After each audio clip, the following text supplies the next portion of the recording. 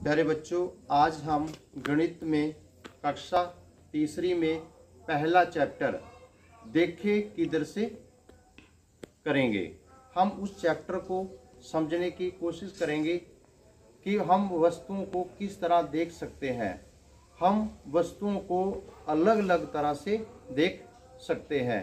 जैसे हमारा पहला चैप्टर दिया हुआ है कि उसमें किसी भी वस्तु को हम ऊपर से यानी कि टॉप व्यू से और सामने से फ्रंट व्यू से और साइड व्यू से कि एक तरफ से कोई भी वस्तु देखने पर कैसी दिखाई देती है।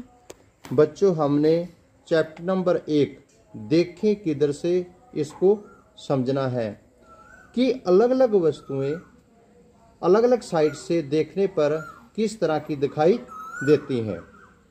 बच्चों, अब हम अलग अलग वस्तुओं के द्वारा सीखेंगे कि वस्तुएं किस तरह दिखाई देती हैं। अब देखिए, अब हमारे पास ये चेयर है, कुर्सी। अब देखिए, जब इसको हम फ्रंट व्यू सामने से देखते हैं तो ये इस तरह से दिखाई देगी, और जब हम इसी चेयर को ऊपर से देखेंगे तो ये एक अलग तरह से और इस तरह से दिखाई देगी। अब साइड से देखने पर ये चेयर इस तरह दिखाई देगी।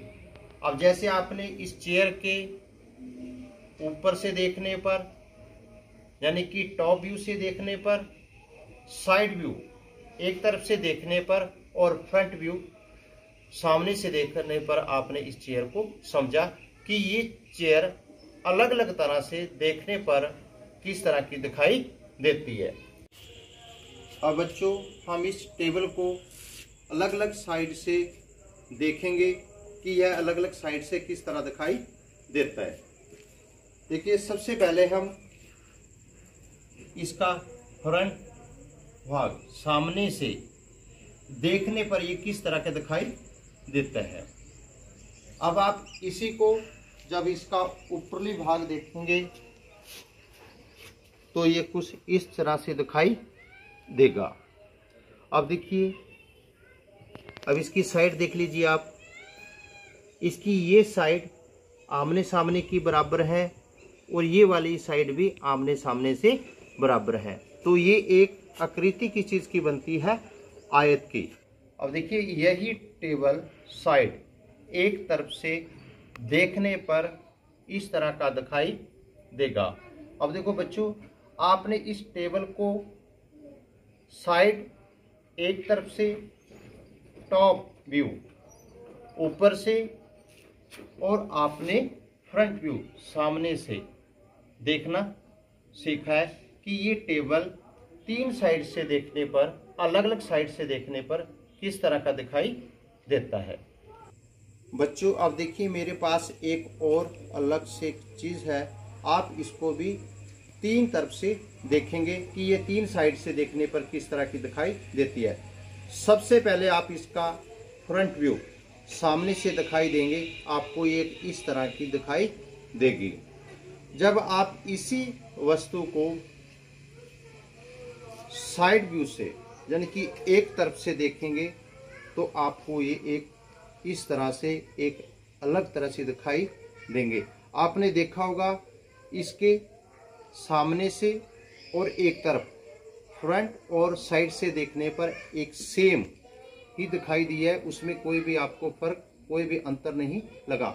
जब आप इसी वस्तु को टॉप से ऊपर से देखेंगे तो आपको ये इस तरह से दिखाई देगी। अब आप इसको पहचान भी गए होंगे कि ये कैरम बोर्ड है।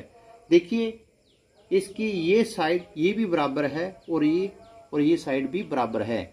इसकी देखिए 1 2 3 4, इसकी चार की चार साइडें बराबर है और ये क्या है, एक वर्ग की तरह दिखाई देती है।